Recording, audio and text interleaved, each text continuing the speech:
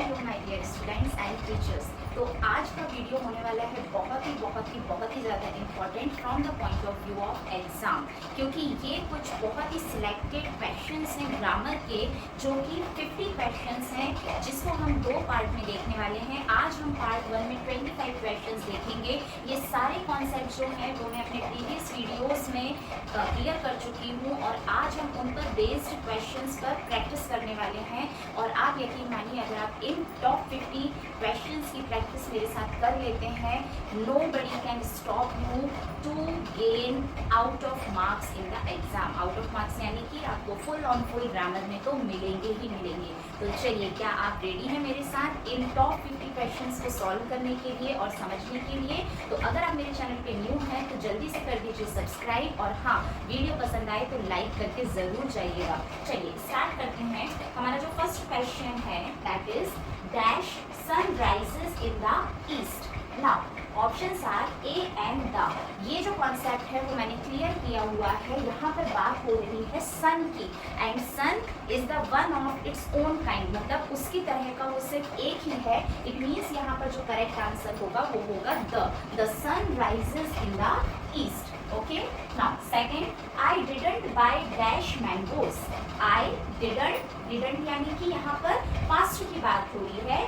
Bye dash mangoes, some, any, much. अब यहाँ पर जो कॉन्सेप्ट आता है वो आता है काउंटेबल और अनकाउंटेबल नाउन का, मतलब जिनको हम गिन सकते हैं और नहीं गिन सकते हैं। तो मैंगोज को हम गिन सकते हैं। मैंने कुछ मैंगोज नहीं खरीदे थे, या मैंने ज़्यादा मैंगोज नहीं खरीदे थे। I didn't buy some mangoes, मैंने कुछ मैंगोज नहीं खरीदे थे। सम क्यों? क्योंकि सम मतलब काउंटेबल हो जाएगा।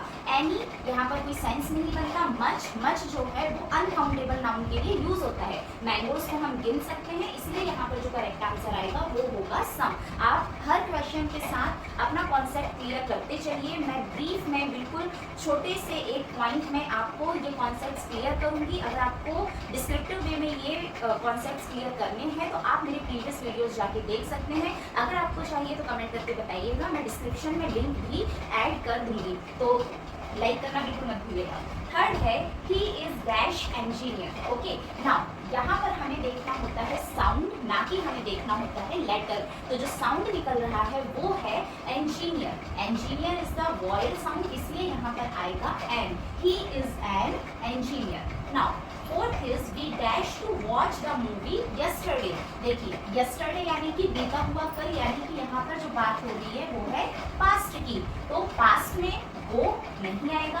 गोन जो है वो थर्ड फॉर्म है। It means the correct answer is went. देखिए, जो क्लूज होते हैं ना वो सेंटेंस में ही छुपे होते हैं, बस हमें थोड़ा सा समझने की जरूरत होती है और वो कॉन्सेप्ट हमें पता होना चाहिए, जो कि मैं यहाँ पर आपको क्लियर कर रही हूँ। Next, there is not dash water in the pool. Pool में ज़्यादा वाटर नहीं है। Okay, now water, can you count water? No, we can not count water, we can measure water. ना, हम इसे नाप सकते हैं, हम गिन नहीं सकते कि एक पानी है दो पानी है। ओके, तो यहाँ पर आ जाएगा there is not much water in the pool. So the correct answer is much. Next is they dash completed their work. They dash completed, यहाँ कंप्लीटेड जो है वो थर्ड फॉर्म है, और थर्ड फॉर्म अगर आ रही है इट मीन्स डेफिनेटली वहाँ पर हैज़ या हैव का यूज होगा। अब हैज़ और हैव इसके ऊपर डिपेंड करता है। हैज़ यूज होता है सिंगुलर सब्जेक्ट के साथ और हैव यूज होता है प्लूरल सब्जेक्ट के साथ। यहाँ पर सब्जेक्ट क्या है? दे इज अ प्लूरल सब्जेक्ट, तो यहाँ पर यूज हो जाएगा have. They have completed their work. It's so easy, सिर्फ आपकी समझने की देर है। It's so simple. नेक्स्ट देखिए, क्रिसमस इज सेलिब्रेटेड डैश 25 दिसंबर। ये मैंने पहले भी बताया है, जब भी डेट्स की बात होती है, डेट्स यानी कि आपको वहाँ पर प्रीपोजिशन ऑन यूज करना है। Christmas is celebrated on 25 December. Next is how dash pages did you read. Read यानी पढ़े हैं। क्या पढ़े हैं? पेजेस। पेजेस को हम काउंट कर सकते हैं। इट मीन्स यहाँ पर आएगा मैनी। फिर से मैं बता रही हूँ, काउंटेबल के लिए मैनी, अनकाउंटेबल के लिए मच। तो यहाँ पर आ जाएगा हाउ मैनी, मतलब कि कितने पेजेस आपने अभी तक पढ़ चुके हैं। Next is the bank dash some interest for your money. Bank जो होता है वो आपके पैसों पर क्या करता है? कुछ इंटरेस्ट, कुछ ब्याज देता है। क्या ये झूठ है? नहीं, ये फैक्ट है। हर बैंक में कुछ ना कुछ तो मिलेगा, भले कम या ज्यादा हो। तो जो चीजें फैक्ट होती हैं, जो सच होती हैं, उसमें आता है वर्ब का फर्स्ट फॉर्म। तो यहाँ पर आ जाएगा गिव। अब देखिए, यहाँ पर सिर्फ एक बैंक की बात हो रही है, एक बैंक की है, तो यहाँ पर लगेगा S. The bank gives some interest for your money. Okay, दा लगा हुआ है, मतलब एक स्पेशल बैंक की बात हो रही है, इसलिए यहाँ पर एस वाला गिव आ जाएगा। नेक्स्ट देखिए, the rainy season starts dash the summer. जो रेनी सीजन है वो शुरू होता है समर के। समर गर्मियां निकली, गर्मियों के पहले आया या बाद में आया? बाद में आया, तो बाद यानी कि after. The rainy season starts after the summer. Okay, next is Hindi dash official language of MP. Hindi जो है वो एमपी मध्य प्रदेश की ऑफिशियल लैंग्वेज है। तो Hindi is are has. Hindi जो है वो सिंगुलर है और ये है meaning is. Hindi is official language of MP. तो देखिए, हमने 11 सेंटेंसेस कंप्लीट कर लिए हैं। बहुत ही इजीली हमने कॉन्सेप्ट्स को भी क्लियर किया है और समझते हुए हम इन्हें करते जा रहे हैं। देखिए, ये बहुत इंपॉर्टेंट है। एक बार वीडियो कंप्लीट होने के बाद आप इसका स्क्रीनशॉट जरूर ले लीजिएगा and note down these for the perspective of your exam. Definitely आपको इसमें से और सारे ही कॉन्सेप्ट्स आपको एग्जाम में मिलेंगे ही मिलेंगे। तो अगर आपको वीडियो पसंद आ रहा है, समझ में आ रहा है और आपको मेरी वीडियोस पसंद है, तो please please please press the like button. Okay, और अपने दोस्तों और कलीग्स के साथ शेयर करना बिल्कुल मत भूलिएगा। चलिए नेक्स्ट देख लेते हैं। Sharad dash watching TV when the power went off. Okay, Sharad जो है वो टीवी, क्या अभी हम समझेंगे, when the power went off, जब लाइट चली गई। लाइट चली गई, जा चुकी है, इट मीन्स पास्ट में वो टीवी देख रहा था। Okay, so was were are तो आगे से रहा, ये प्रेजेंट का है।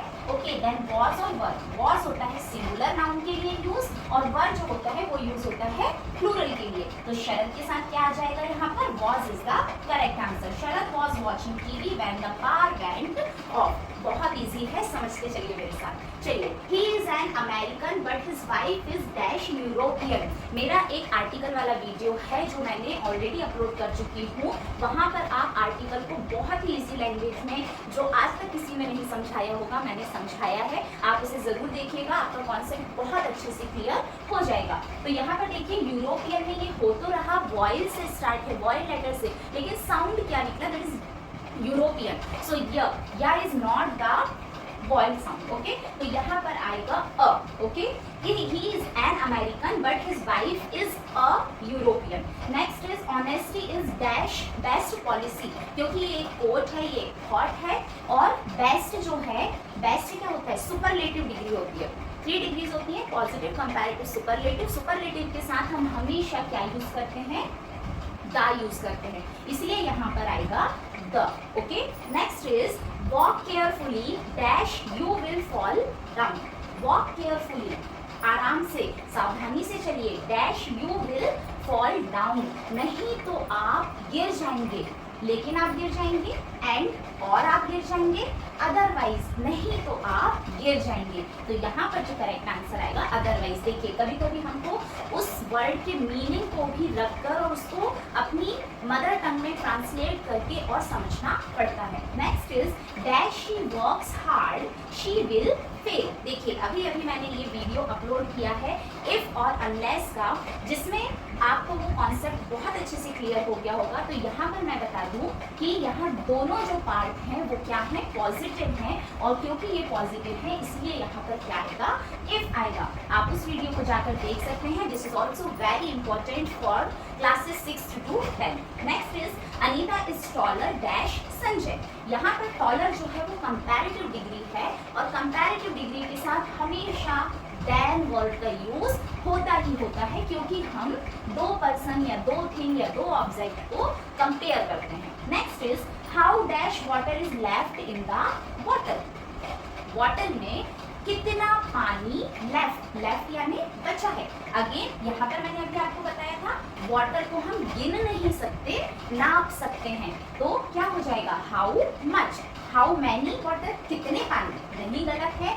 एनी, कुछ कैसे पानी, कुछ, कितने पानी, नहीं, ये गलत हो रहा है। तो यहाँ पर आएगा how much water is left in the water. Next देखिए, वी नीड डैश मनी, हमें कुछ पैसों की जरूरत है। नीड यानी जरूरत। ऑप्शन है सम, एनी, मैनी, बहुत सारे, एनी यानी कोई भी, और सम यानी कि कुछ। अब देखिए मनी जो है, आपको मैं ये बता दूं, money is not countable. Okay, coins, notes, these are countable. ठीक है, कॉइन्स होते हैं, नोट्स होते हैं, ये काउंटेबल होते हैं। मनी जो है वो काउंटेबल नहीं होते हैं। Okay, we need some money, हमें कुछ पैसों की जरूरत है।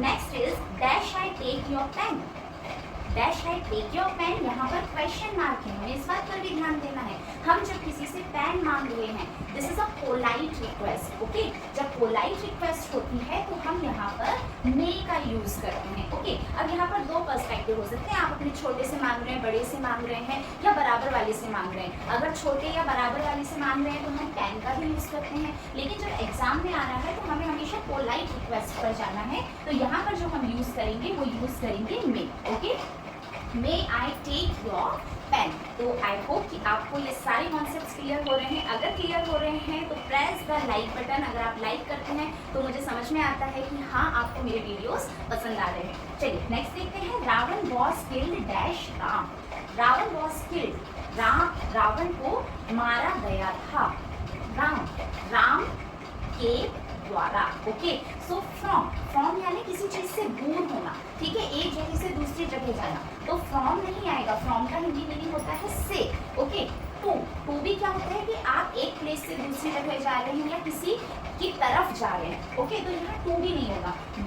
बाय होता है के द्वारा, तो यहाँ पर जो करेक्ट आंसर आएगा वो होगा by. Okay, Ravan was killed by Ram. Next, we were making kites when father dash, we were making kites, हम पतंगे बना रहे थे।